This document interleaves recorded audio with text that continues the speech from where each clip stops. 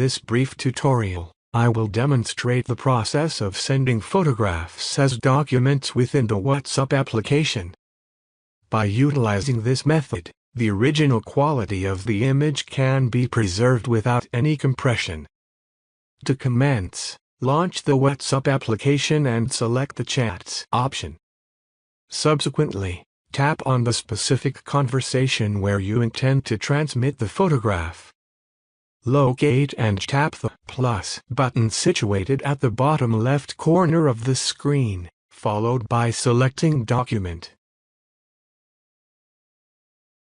Within the Document section, choose the Choose Photo or Video option.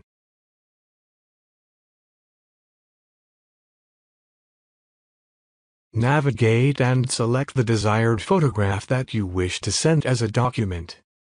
Once selected, tap on the Send button positioned at the bottom right corner of the screen.